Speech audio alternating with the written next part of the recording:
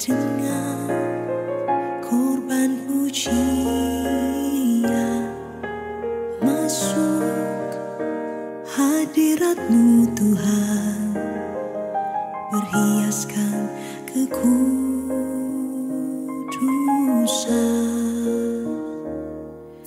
di hadapan hadirat-Mu Tuhan. Ku rasakan kedamaian di hadapan hadirat-Mu Tuhan. Ku nampak keagungan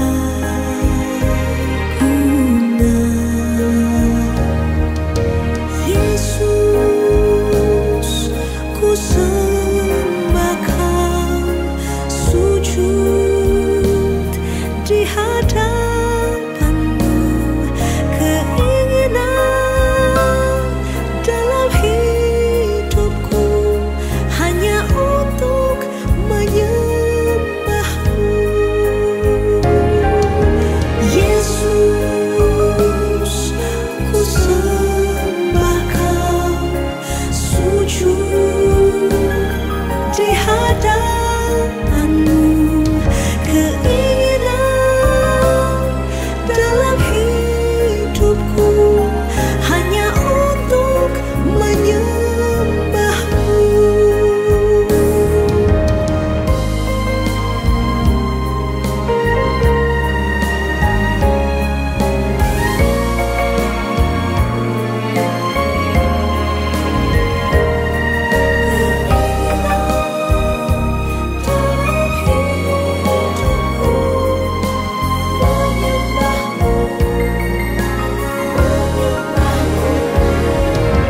Yesus, ku sembah Kau, sujud di hadapan-Mu. Keinginan dalam hidupku hanya untuk menyembah-Mu. Keinginan dalam hidupku hanya untuk menyembah-Mu. Keinginan dalam hidupku hanya untuk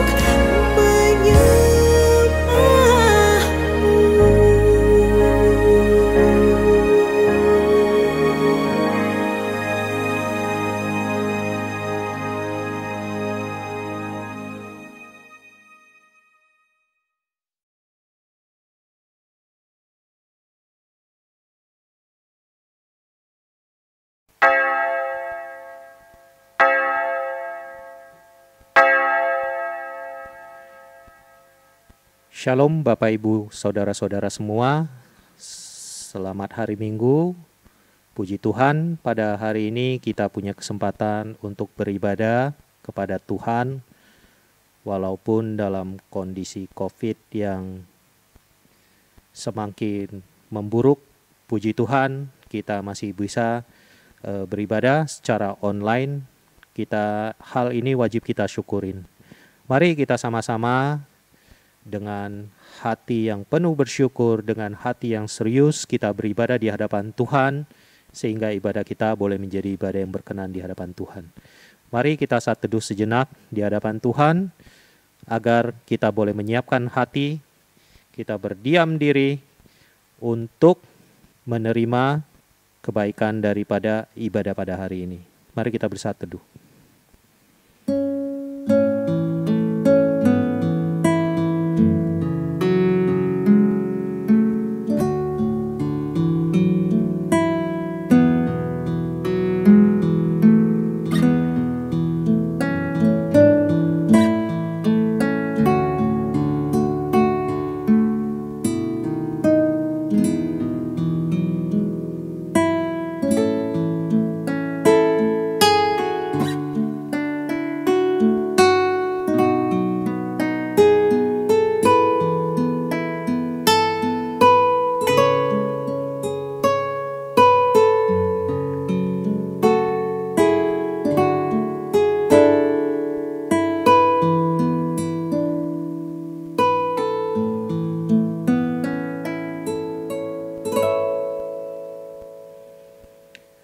Mari kita bangkit berdiri, kita awali ibadah kita dengan satu keyakinan bahwa pertolongan kita adalah dalam nama Tuhan yang menjadikan langit dan bumi. Turunlah kiranya atas kita sekalian anugerah dan damai sejahtera dari Allah Bapa dan Tuhan Yesus Kristus. Ayat panggilan ibadah diambil dari 1 Tawarik pasal 16 ayat yang ke-20. Berilah kepada Tuhan kemuliaan namanya. Bawalah persembahan dan masuklah menghadap Dia. Sujudlah menyembah kepada Tuhan dengan berhiaskan kekudusan.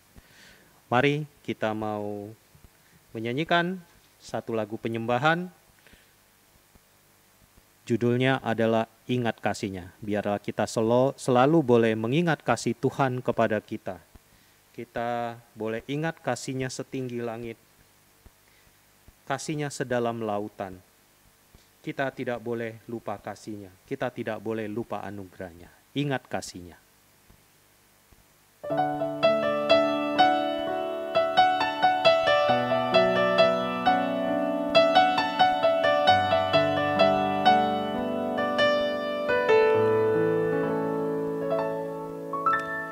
Ingat kasih-Nya, ingat kebaikan-Nya,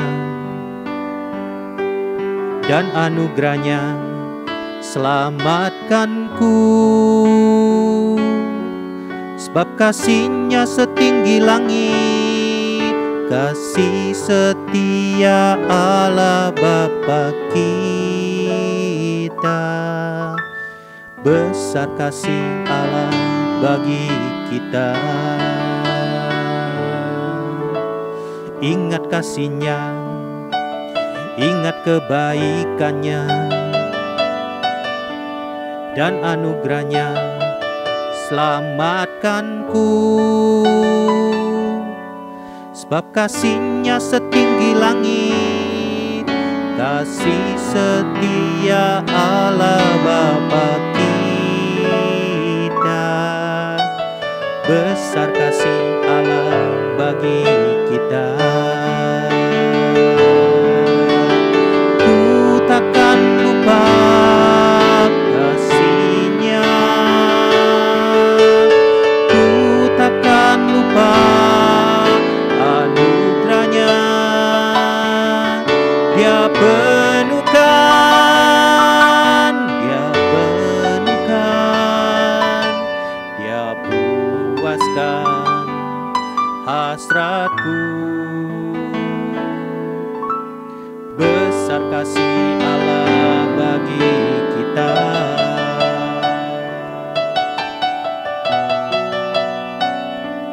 Biarlah lagu ini boleh jadi pengantar ibadah pada hari ini. Kita boleh ingat kasih Tuhan yang luar biasa kepada kita. Kita nyanyikan sekali lagi lagu ini.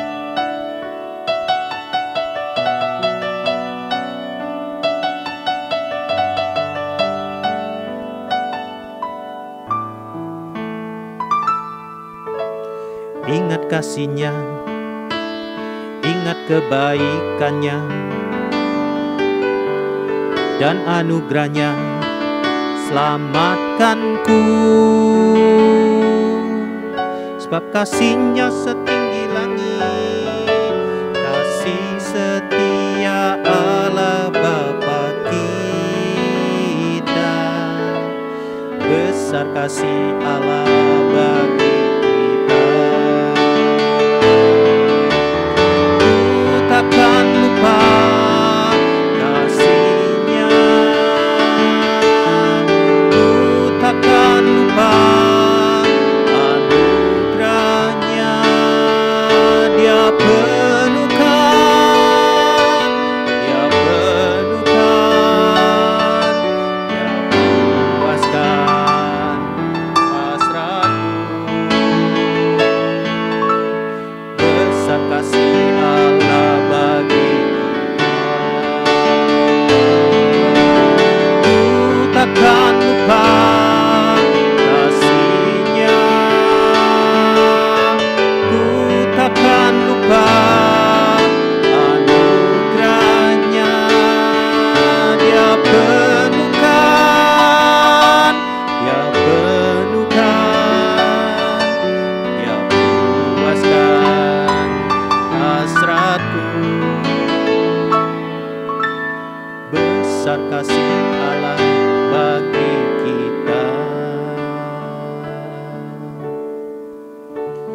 Mari kita bersatu dalam doa.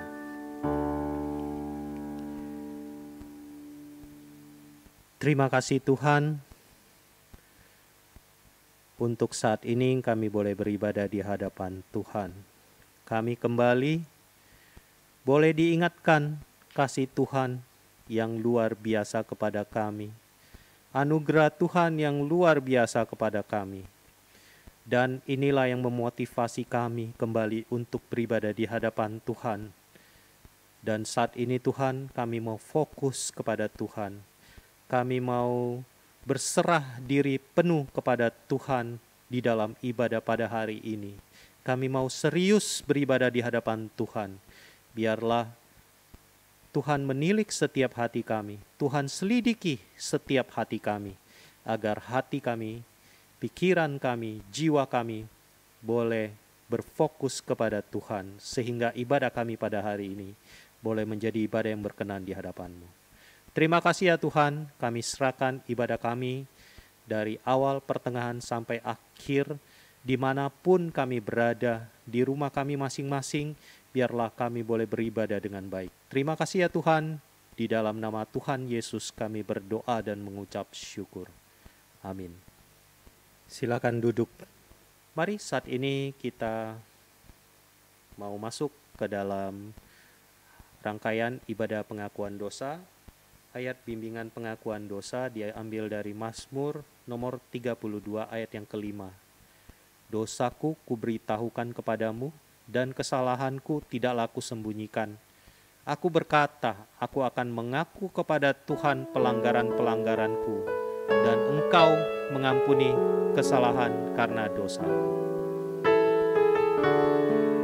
Mari kita akan menyanyikan sebuah lagu Salib Mulia. Pau Kui Secia.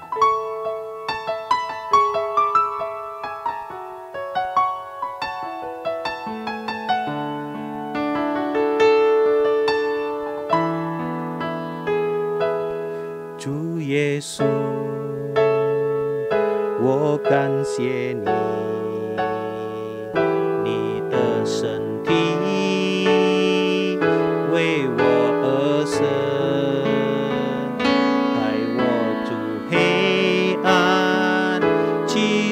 光明国度，使我在你这感谢。主耶稣，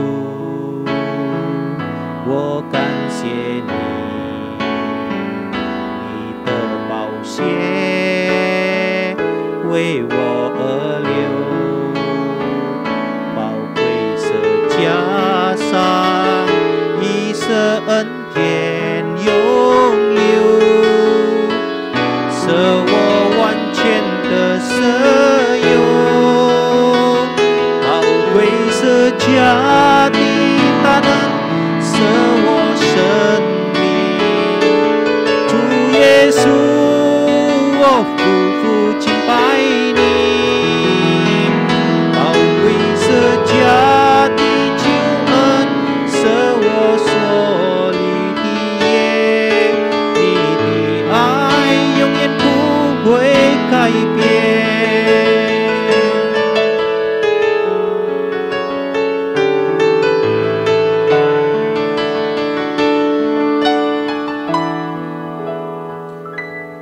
Oh Yesus, ku bersyukur Kau telah mati untuk dosaku dan membawaku kepada terang mulia. Kau jelitkan mataku, oh Yesus, ku bersyukur darah kudus membasuhku, salib yang mulia, anugerah terbesar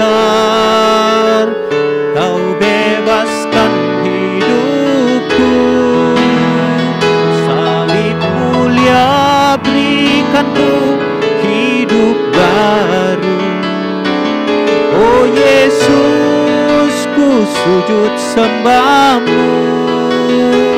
Salib mulia berikanku keselamatan kekal. Kasih-Mu tetap selamanya. Salib mulia kan, oh Yesus, ku sujud sembahmu. Salib mulia berikanku keselamatan kekal. Kasih-Mu tetap selamanya. Salibnya berikanku hidup baru. Oh Yesus, ku sujud sembahmu. Salib mulia berikanku keselamatan kekal. Kasih-Mu tetap selamanya. Kasih-Mu tetap selamanya.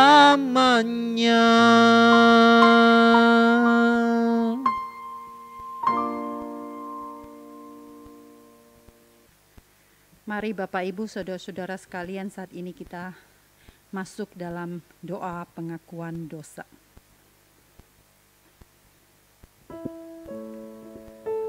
Bapa di dalam surga, inilah setiap kami datang ke hadapan Tuhan pada saat ini.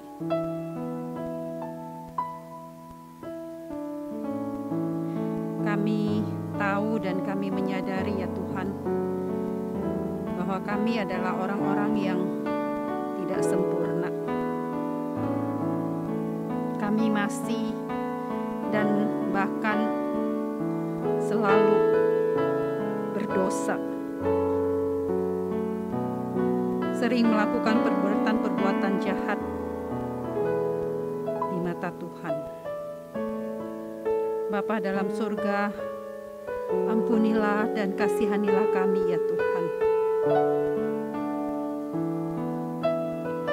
Ampuni kami ya Tuhan, karena seringkali kami hanya tahu, kami sadar akan keberdosaan kami.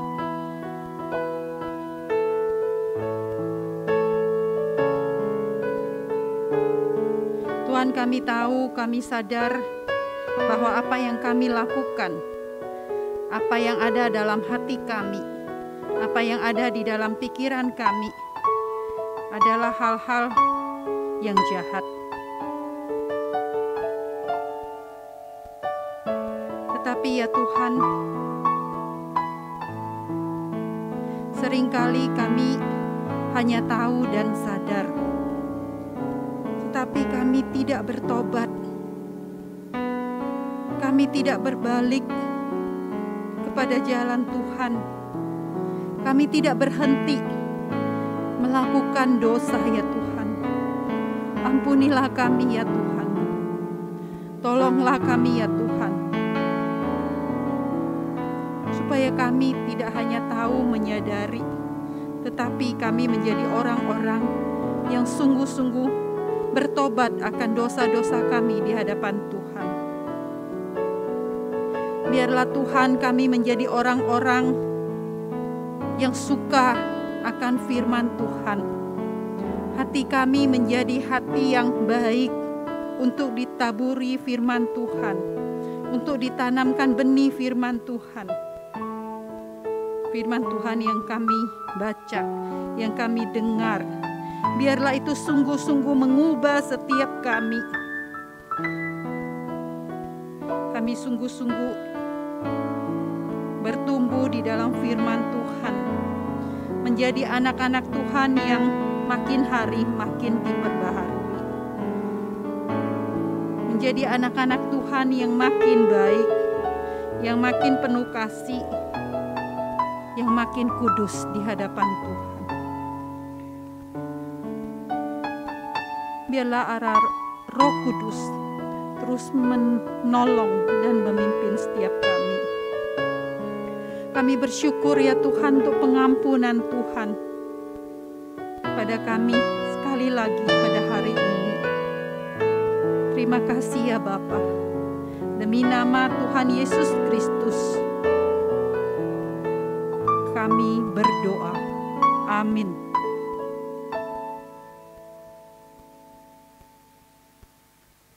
Bapak, Ibu, saudara-saudara sekalian yang dikasihi oleh Tuhan, untuk setiap kita yang sudah mengaku dosa di hadapan Tuhan, inilah petunjuk hidup baru dari Efesus pasal 5 ayat 8 sampai ke 9. Memang dahulu kamu adalah kegelapan, tetapi sekarang kamu adalah terang di dalam Tuhan. Sebab itu hiduplah sebagai anak-anak terang, karena terang hanya berbuahkan kebaikan dan keadilan dan kebenaran. Amin. Mari kita bangkit berdiri, kita akan sama-sama membacakan pengakuan iman rasuli. Pengakuan iman rasuli. Aku percaya kepada Allah, Bapa yang Maha Kuasa, Khalik langit dan bumi, dan kepada Yesus Kristus, Anaknya yang tunggal Tuhan kita, yang dikandung dari Roh Kudus, lahir dari anak darah Maria, yang menderita sengsara di bawah pemerintahan Pontius Pilatus, disalibkan, mati dan dikuburkan, turun ke dalam kerajaan maut, pada hari yang ketiga bangkit pula dari antara orang mati, naik surga, duduk di sebelah kanan Allah, Bapa yang Maha Kuasa, dan dari sana Ia akan datang untuk menghakimi orang yang hidup dan yang mati. Aku percaya kepada Roh Kudus, gereja yang kudus dan am, persekutuan orang kudus, pengampunan dosa, kebangkitan tubuh dan hidup yang kekal. Amin. Silakan duduk.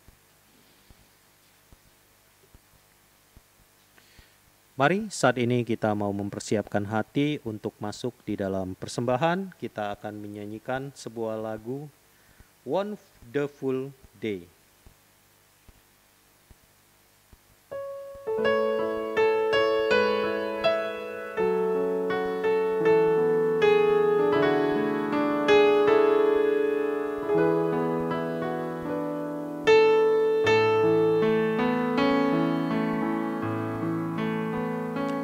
Today I will walk with my hands in God. Today I will trust in Him and not be afraid, for He will be there. For He will be there every moment to share on this wonderful day He has made.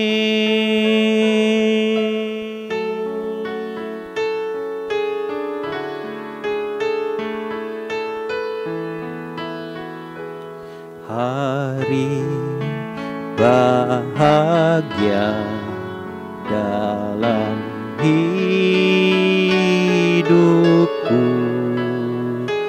berjalan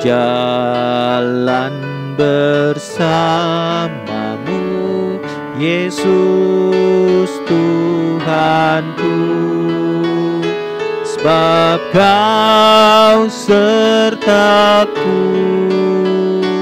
selalu sertaku sepanjang hidupku, bahagia selalu sertaku.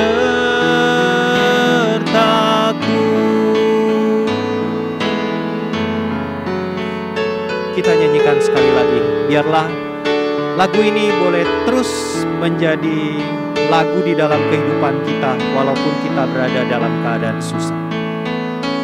Hari bahagia dalam hidupku,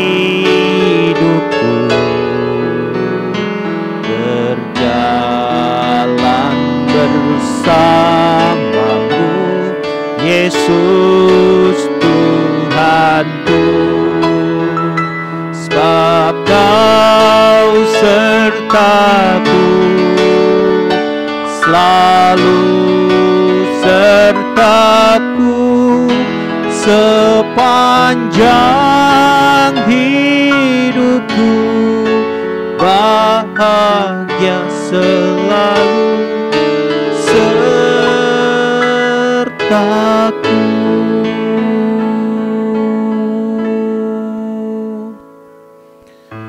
Mari kita bersatu dalam doa. Tuhan Bapa kami yang di surga, kami mengucap syukur jikalau hari ini kami punya kesempatan untuk memberikan persembahan melalui ibadah pada hari ini.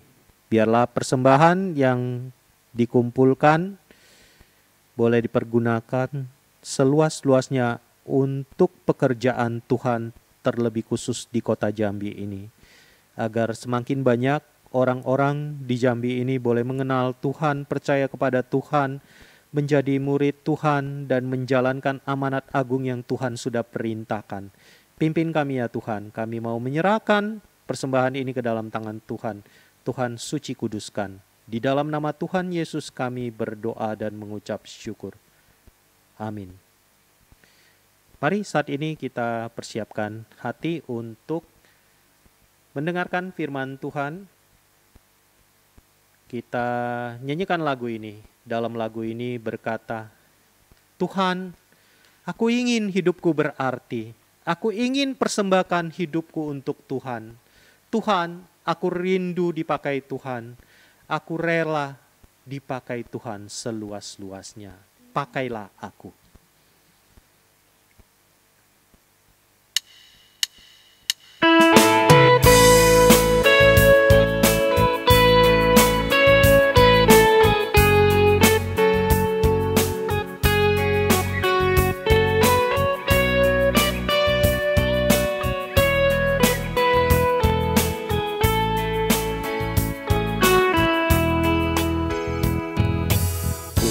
Ingin hidupku berarti, ku sembahkan diri untuk Tuhan.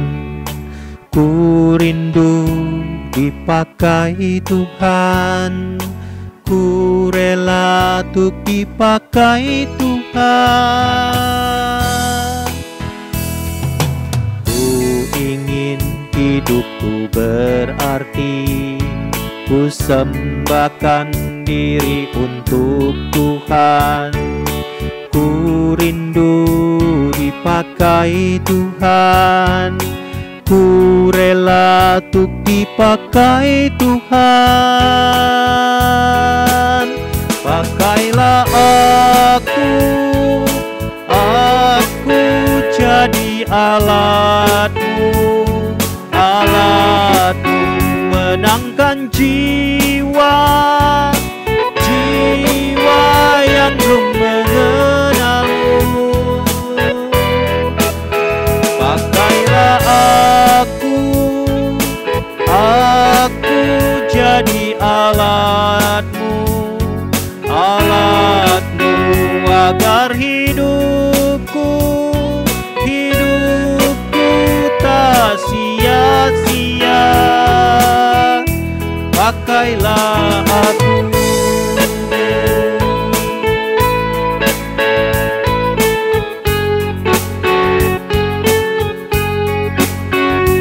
Kita nyanyikan sekali lagi lagu ini dengan komitmen tinggi. Kita nyatakan hidup kita mau dipakai Tuhan. Ku ingin hidupku berarti, ku sembahkan diri untuk Tuhan. Ku rindu dipakai Tuhan, ku rela untuk dipakai Tuhan. Ku ingin hidupku berarti, ku sembahkan diri untuk Tuhan. Ku rindu dipakai pakai Tuhan. Ku rela untuk dipakai Tuhan. Pakailah aku jadi alatmu, alatmu menangkan jiwa yang belum mengenalmu. Pakailah aku jadi alatmu, alatmu agar hidupku tak sia-sia. Pakailah aku.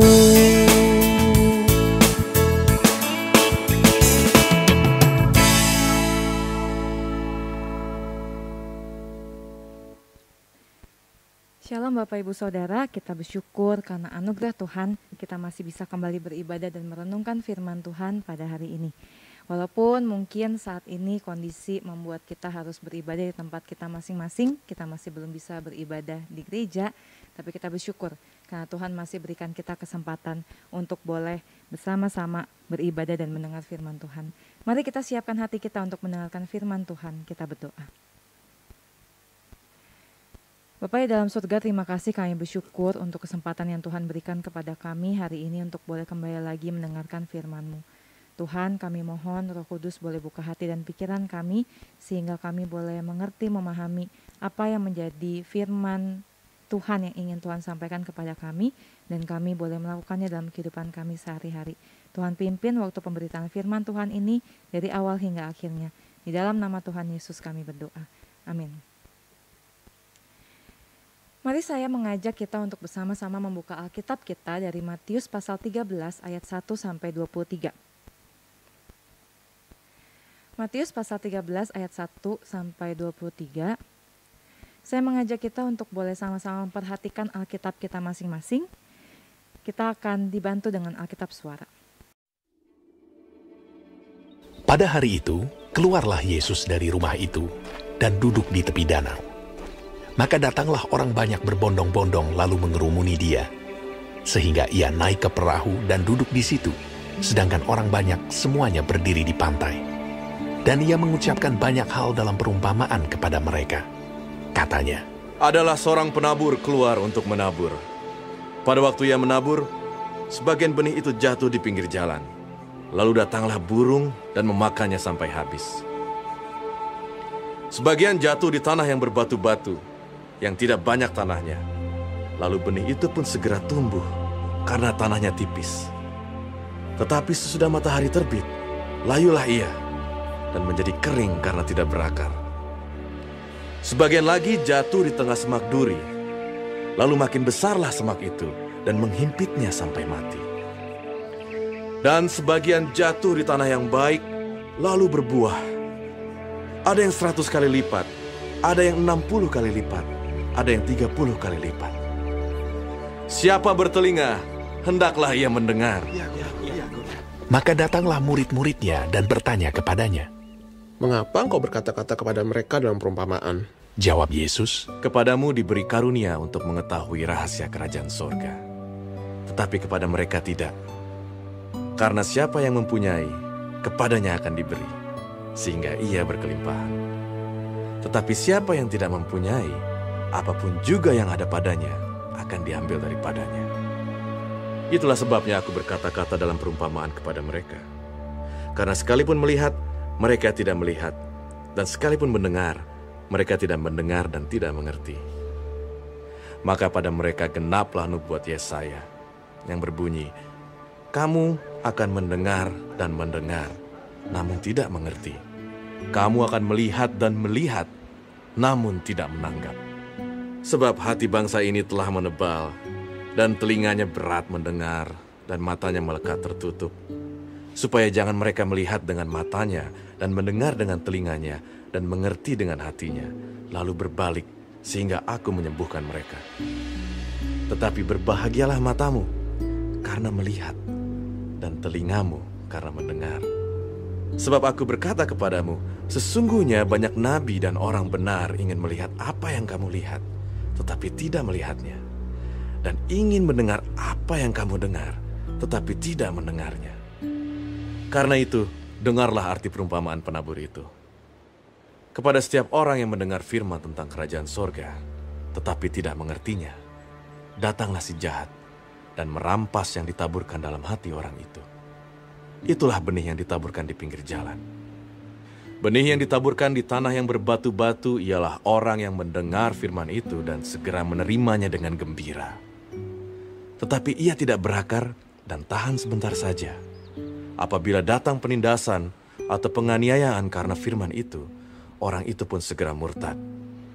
Yang ditaburkan di tengah semak duri ialah orang yang mendengar firman itu, lalu kekhawatiran dunia ini dan tipu daya kekayaan menghimpit firman itu sehingga tidak berbuah. Yang ditaburkan di tanah yang baik ialah orang yang mendengar firman itu dan mengerti, dan karena itu ia berbuah. Ada yang 100 kali lipat, ada yang 60 kali lipat, ada yang 30 kali lipat. Saudara, pandemi saat ini mengharuskan kita untuk lebih banyak waktu di rumah dibandingkan di luar rumah. Dan hal ini mungkin membuat beberapa dari kita mulai mencari kegiatan yang lain selain yang biasanya kita lakukan di rumah, supaya kita nggak bosan di rumah aja. Mungkin ada di antara saudara yang mulai belajar membuat kue di rumah. Ada yang mungkin belajar masak masakan yang biasanya belum pernah dimasak. Atau mungkin ada juga yang mulai belajar menanam. Salah satunya adalah saya juga mulai belajar nanam, punya hobi baru sekarang. Bagi Bapak Ibu Saudara yang suka menanam, pasti sama-sama tahu bahwa ketika menanam kita perlu untuk memperhatikan beberapa hal supaya tanaman yang kita pelihara, yang kita rawat ini bisa tumbuh dengan baik dan bisa berbuah. Misalnya tanahnya, kemudian pupuk yang harus diberikan, kemudian juga bagaimana air dan sinar matahari yang cukup yang harus diterima oleh tanaman kita, supaya nanti tanaman itu bisa bertumbuh subur dan bisa berbuah seperti yang kita mau. Sama seperti tanaman yang perlu diperhatikan tanahnya, air, matahari, bagaimana merawatnya, begitu juga dengan kehidupan kerohanian kita. Kita perlu untuk memperhatikan bagaimana disiplin rohani kita, bagaimana sebenarnya hati kita ketika kita mendengarkan firman Tuhan. Apakah kita sudah punya hati yang cukup baik supaya firman Tuhan itu bisa bertumbuh dengan baik di dalam kehidupan kita? Apakah kita sudah menjaga, merawat kehidupan rohani kita dengan disiplin rohani yang baik?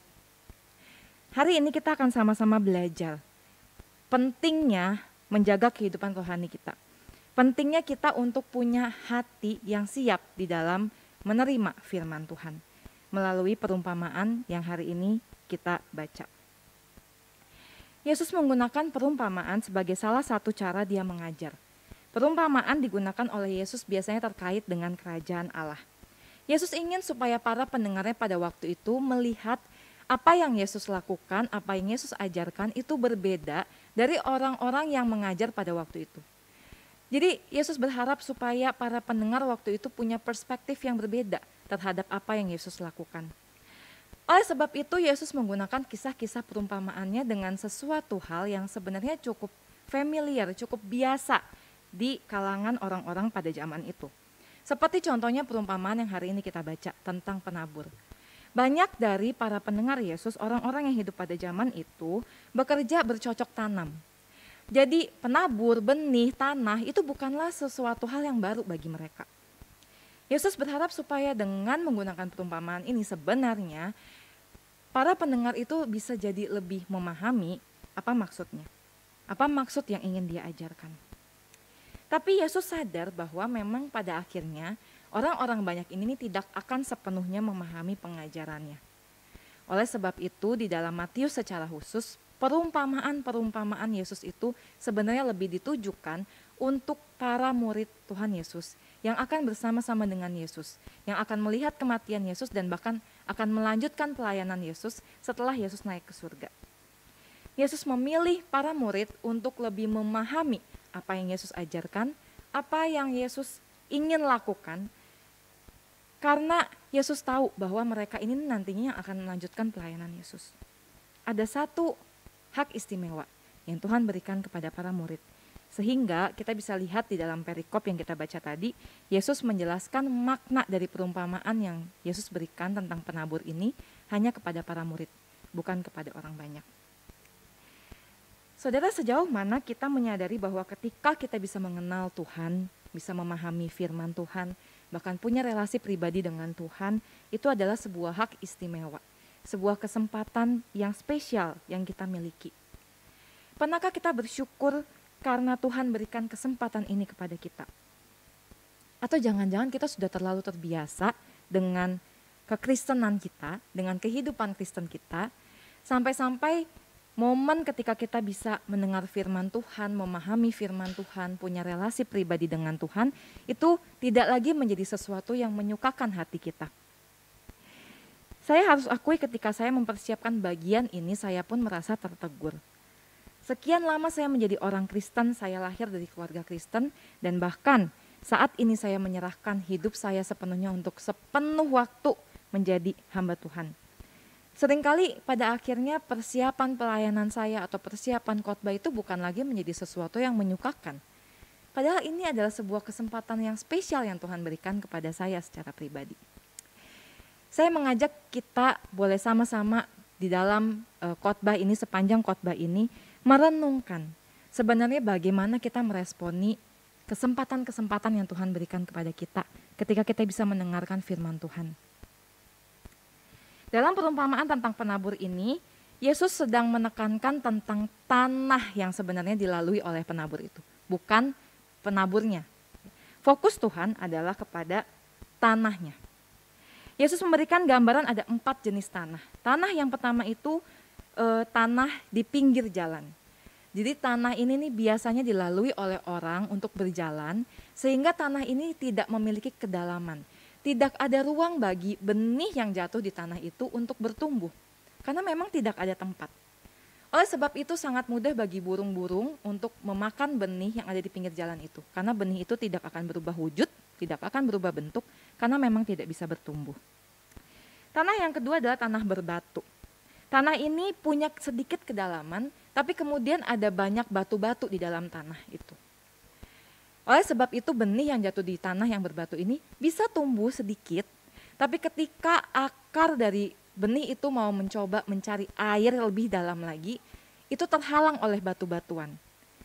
Maka benih itu hanya bertumbuh sebentar saja dan setelah itu mati, karena tidak mendapatkan air dari akarnya. Tanah yang ketiga adalah tanah dengan semak duri. Tanah ini juga bisa ditumbuhi oleh benih, tapi hanya sebentar karena semak duri itu menghalangi matahari yang diperlukan oleh benih itu untuk dia bisa bertumbuh dengan baik. Maka benih itu hanya tumbuh sebentar dan kemudian mati karena tidak mendapatkan matahari yang cukup. Dan yang terakhir adalah tanah yang baik. Dikatakan tanah yang baik karena tanah itu memang siap untuk ditumbuhi oleh benih-benih, sehingga benih yang jatuh di sana tumbuh dengan subur dan bahkan bisa berbuah berkali-kali lipat. Penabur di dalam perumpamaan ini sebenarnya sedang menggambarkan Yesus yang di dalam kehidupannya, di dalam pelayanannya, dia itu mengajar, dia berkhotbah, dia menyatakan kebenaran. Dan kalau untuk zaman kita masa kini, penabur ini mungkin sama seperti hamba-hamba Tuhan yang melayani, yang berkhotbah, yang menyampaikan firman Tuhan. Benih itu jelas adalah firman Tuhan. Benih itu melambangkan firman Tuhan yang disampaikan, dan tanah itu menggambarkan hati manusia. Mari kita telah lebih dalam lagi apa makna dari tanah-tanah ini sebenarnya. Ada 4 jenis tanah tadi ya Bapak Ibu Saudara. Tanah yang pertama tanah di pinggir jalan, tanah yang tipis, yang tidak ada ruang bagi benih itu untuk bertumbuh. Tanah ini sebenarnya sedang menggambarkan seseorang yang memiliki hati yang tidak mengizinkan firman Tuhan untuk bisa mengubah dirinya.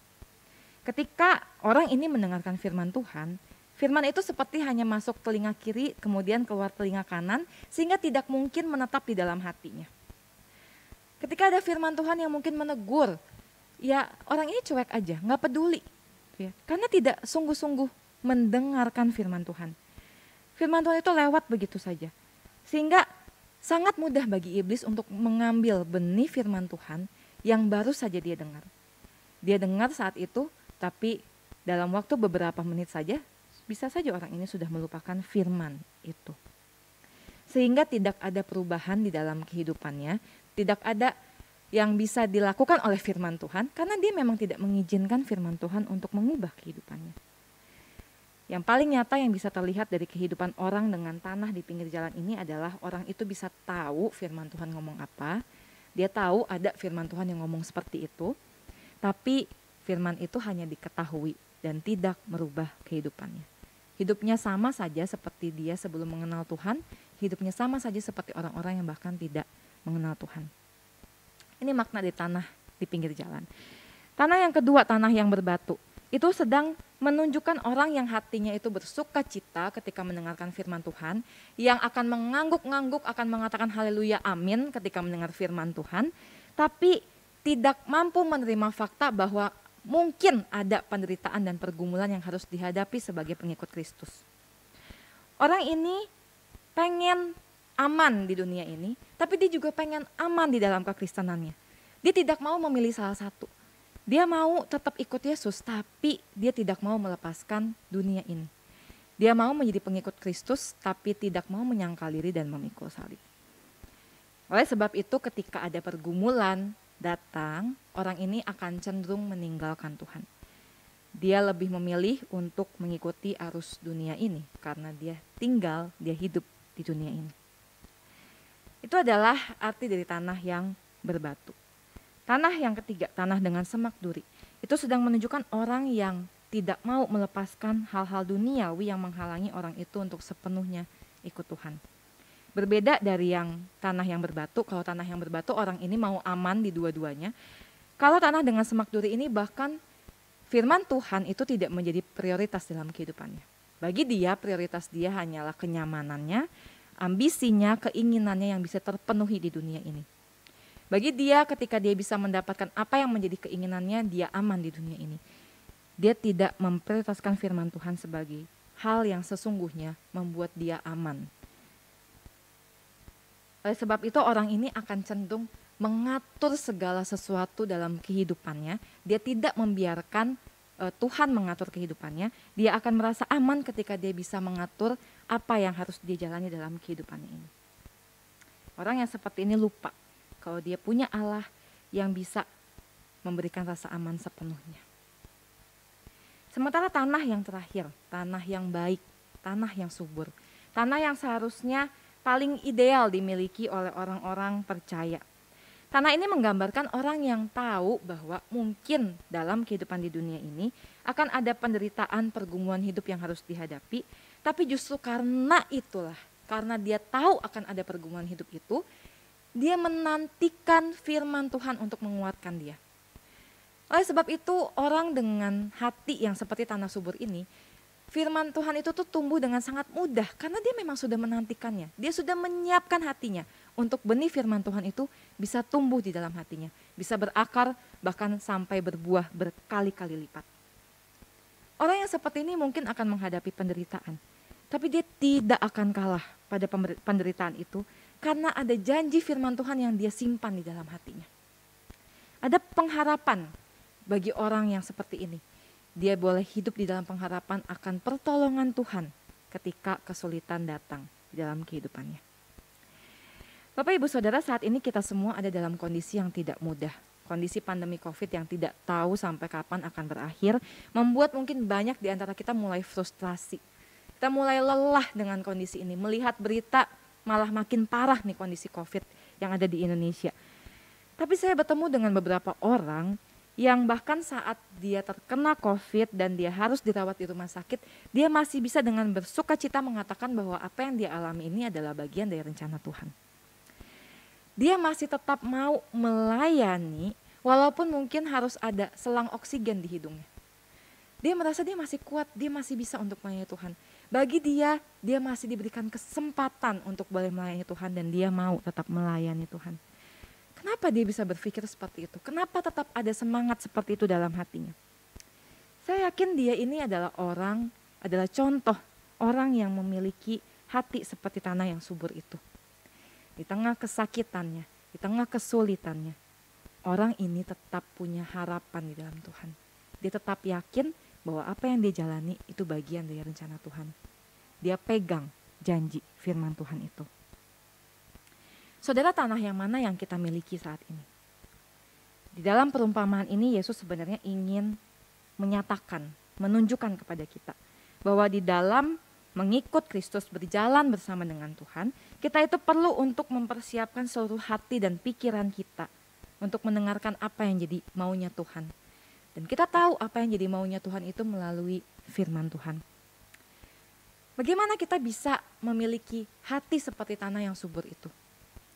Kita perlu untuk mendengarkan apa yang jadi maunya Tuhan. Kita perlu untuk mendengarkan firman Tuhan.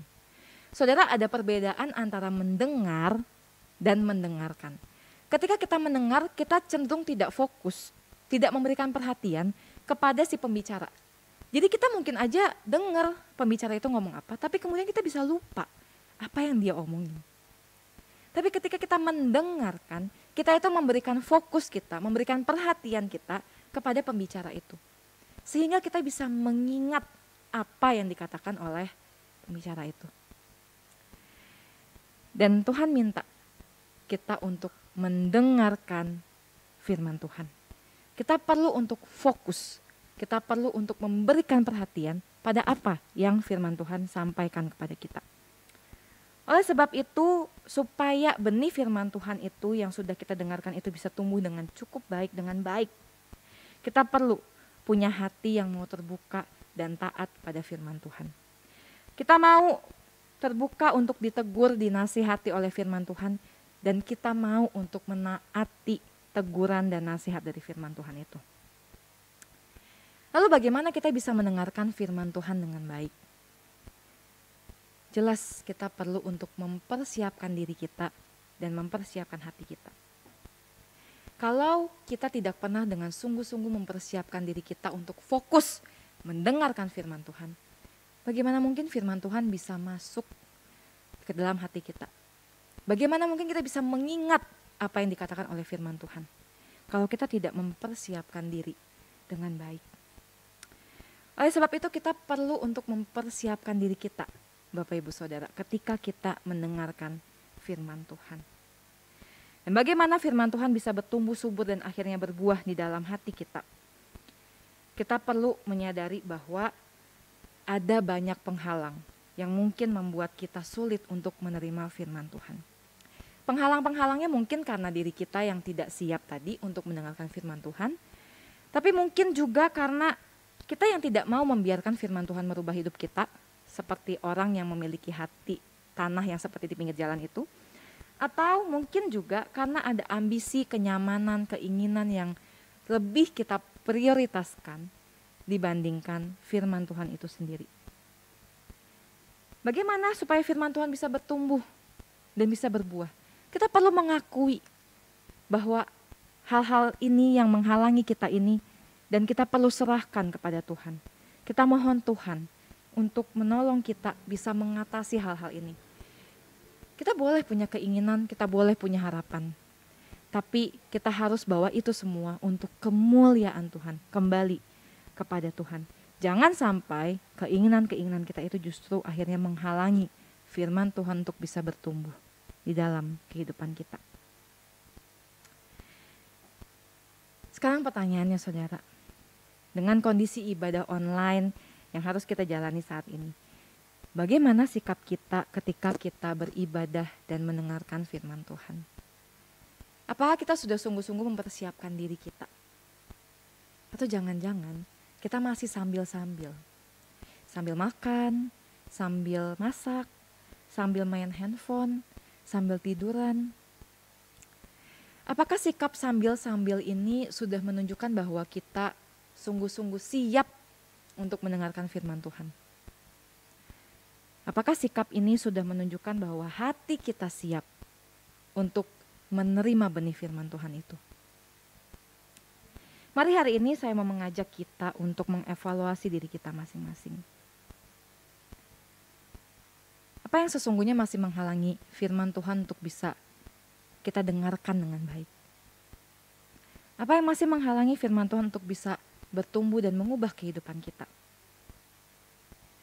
Mari kita dengan rendah hati memohon supaya Tuhan memberikan kepada kita hati seperti tanah yang subur itu. Hati yang selalu rindu untuk menerima benih firman Tuhan. Khususnya di masa-masa yang sulit saat ini Bapak Ibu Saudara. Kita butuh penghiburan dan kekuatan dari Tuhan. Dan kita bisa mendapatkannya melalui firman Tuhan. Mari kita mohon Tuhan supaya Tuhan berikan kepada kita hati yang selalu siap untuk ditaburi dengan benih firman Tuhan. Dan hati yang siap untuk firman Tuhan bisa berbuah, bisa mengubah kehidupan kita. Mari kita sama-sama datang kepada Tuhan. Kita mohon Tuhan menolong kita supaya kita punya hati yang siap untuk diberikan benih firman Tuhan. Kiranya Roh Kudus menolong kita, mari kita berdoa.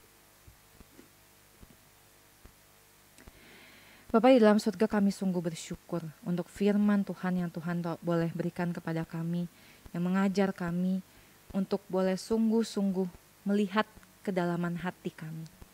Bagaimana selama ini kami meresponi firman Tuhan yang boleh kami dengar. Tuhan, Engkau tahu diri setiap kami. Engkau tahu hati setiap kami. Tuhan, kami mohon ampun kalau kami mungkin selama ini tidak pernah benar-benar mempersiapkan diri kami dalam mendengarkan firman Tuhan, di dalam beribadah kepada Tuhan.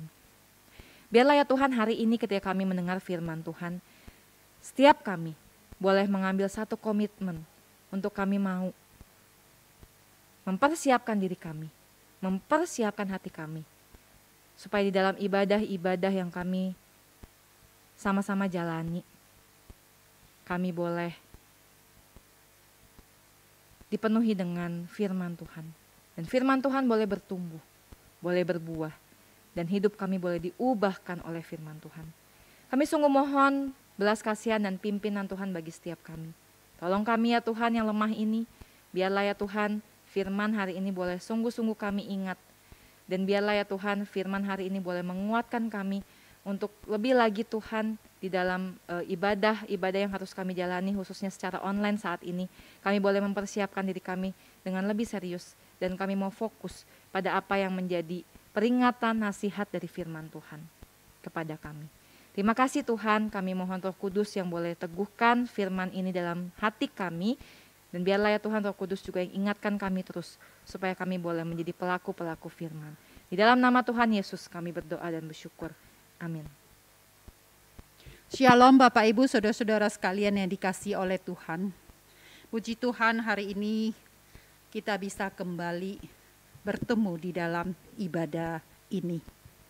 Bapak Ibu Saudara-saudara jemaat yang kekasih, sekalipun pandemi COVID-19 belum berakhir, bahkan saat ini keadaan semakin parah dan semakin memburuk akhir-akhir ini. Tetapi marilah Bapak Ibu Saudara sekalian kita tetap bersyukur kepada Tuhan, karena kita masih diberi fasilitas untuk kita bisa beribadah secara online pada saat ini. Tuhan masih beri kesempatan untuk kita datang kepada Tuhan dan beribadah kepada Dia. Tuhan masih beri kesempatan untuk kita mendengarkan firman Tuhan, untuk menyembah Dia, untuk memuji Dia. Bapak Ibu Saudara-saudara sekalian, saya berharap semua jemaat GKY Jambi tetap mempergunakan kesempatan beribadah kepada Tuhan ini dengan sebaik-baiknya. Saat ini saudara-saudara kita hidup dalam ketidakpastian. Kita tidak tahu kondisi ke depan bagaimana. Kita tidak tahu kondisi besok beberapa hari ke depan bagaimana. Bapak Ibu mungkin sebagian kita saat ini hidup di dalam ketakutan, hidup di dalam kekhawatiran, kita hidup di dalam kegelisahan. Tetapi biarlah saudara-saudara sekalian, kita sebagai orang-orang yang mengenal Tuhan, dalam keadaan yang sulit sekalipun, dalam keadaan yang mencekam sekalipun, kita tetap punya pengharapan. Karena kita punya Tuhan yang baik, kita punya gembala kita yang baik, yang mengasihi setiap kita. Biarlah apapun yang terjadi, kita tetap percaya bahwa Allah, pencipta langit dan bumi itu, adalah Allah yang bisa menjadi tempat kita bersandar dan tempat kita berharap. Amin, saudara-saudara sekalian. Karena itu Bapak Ibu sekalian, saya mendorong untuk semua jemaat. Mari saudara-saudara, dalam masa-masa yang kelam, dalam masa-masa yang sulit seperti ini, mari kita semakin mencari Tuhan. Kita bukannya semakin menjauh dari Tuhan. Saudara-saudara, setiap Rabu pukul 18.30 gereja mempersiapkan persekutuan doa. Kita akan ikut live streaming GKY Mangga Besar Jakarta. Saya berharap semua Bapak Ibu, saudara-saudara, jemaat sekalian dapat mempersiapkan hati kita, menyisikan waktu kita untuk kita bersama-sama berdoa kepada Tuhan. Kita bersama-sama di pertengahan minggu datang kepada Tuhan, mendengarkan firman Tuhan dan memuji Dia. Saudara, setiap hari Minggu juga ada kebaktian umum. Saudara-saudara, mungkin saat ini kita masih terpaksa harus beribadah secara online. Tetapi marilah kita tetap semangat, saudara-saudara. Kita tetap semangat ikut ibadah. Dan kita tidak melalaikan pertemuan ibadah melalui kebaktian umum ini di rumah kita masing-masing. Dan berharap juga untuk semua adik-adik remaja dan pemuda, kemudian semua anak-anak sekolah minggu GKY Jambi, semuanya juga tetap semangat ikut persekutuan remaja dan pemuda, ya, ikut kelompok kecil, ikut komsel, dan anak-anak sekolah minggu tetap semangat ikut sekolah minggu, ya, seperti jadwal yang sudah ada di awal atau di akhir ibadah kita ini sudah ada jadwalnya. Mari kita semuanya tetap semangat untuk tetap beribadah. Saudara-saudara sekalian, saya terus berharap dan terus berdoa, sekalipun kita semua belum bisa beribadah secara tatap muka seperti sebelum-sebelumnya. Tetapi mari saudara-saudara, saya terus berharap jemaat GKY Jambi tidak mundur imannya, tetapi justru kita semakin teguh beriman kepada Tuhan, semakin berharap kepada Tuhan, dan kita semakin bertumbuh, makin mengasihi dan mencintai Tuhan. Kiranya Tuhan menolong kita semua. Baik Bapak Ibu Saudara sekalian, saat ini mari sebelum kita mengakhiri ibadah kita, saya akan mengajak Bapak Ibu Saudara-saudara sekalian kita bersama-sama masuk di dalam doa. Mari kita berdoa.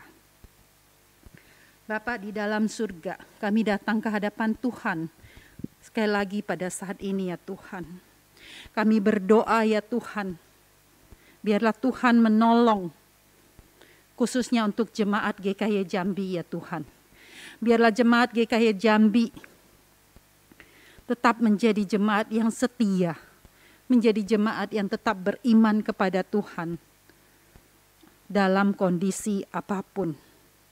Kami datang berdoa, ya Tuhan, untuk jemaat sekalian yang mungkin pada saat ini jemaat yang ada dalam keadaan sakit, baik itu karena COVID ataupun bukan. Tuhan, biarlah Tuhan yang menolong mereka, Tuhan yang menyembuhkan mereka, memberi pertolongan kepada mereka.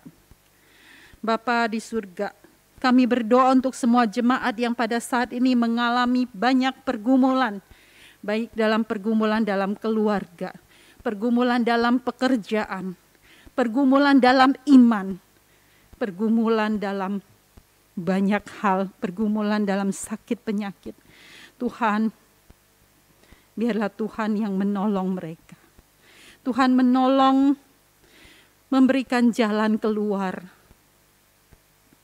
Karena Tuhan, firman-Mu berkata, pencobaan-pencobaan yang kami alami adalah pencobaan yang biasa, yang tidak melebihi kekuatan kami. Kami percaya dalam pergumulan apapun, Tuhan, Engkau akan menolong dan memimpin setiap kami, setiap anak-anak Tuhan yang mengasihi Tuhan. Tuhan, biarlah Engkau memimpin dan menolong ya Bapa. Kami juga terus berdoa untuk pemerintah kami ya Tuhan.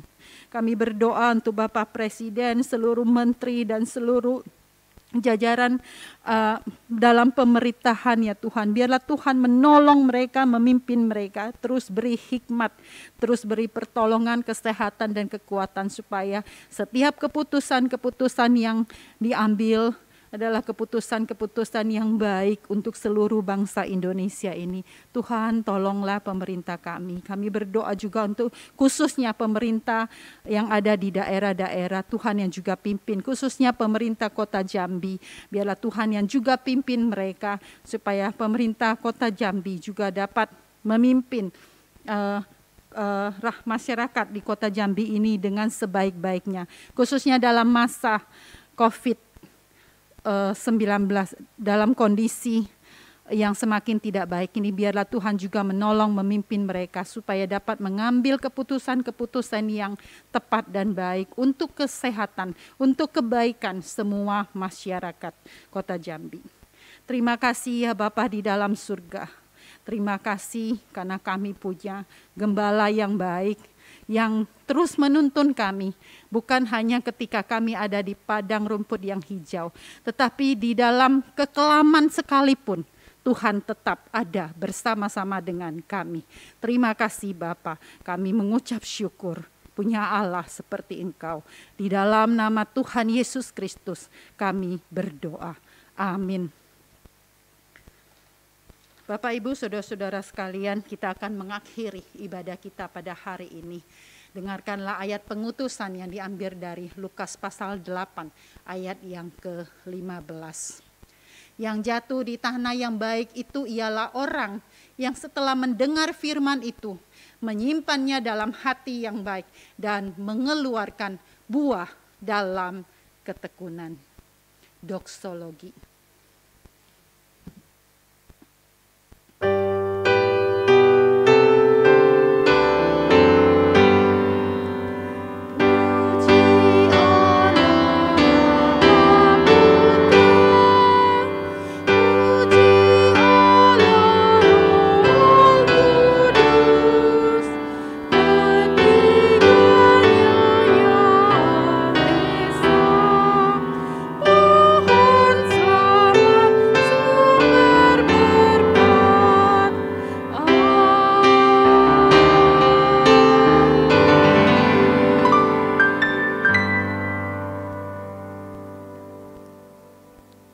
Terima kasih Bapak di dalam surga untuk pertolongan pimpinan Tuhan di dalam ibadah kami pada hari ini.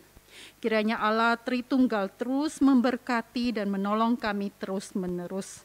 Kasih sayang dari Allah Bapa, kasih karunia dari Tuhan Yesus Kristus yang menjadi juru selamat kami, penghiburan, kekuatan, pertolongan dari Allah Roh Kudus yang terus menyertai kami sejak saat ini sampai kami berjumpa dengan Tuhan dan bahkan sampai selama-lamanya.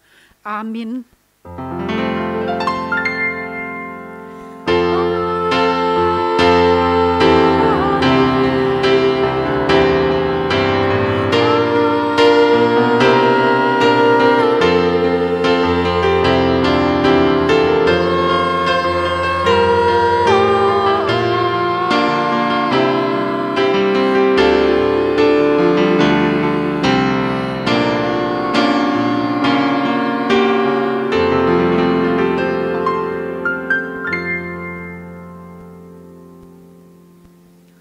Kebaktian kita selesai.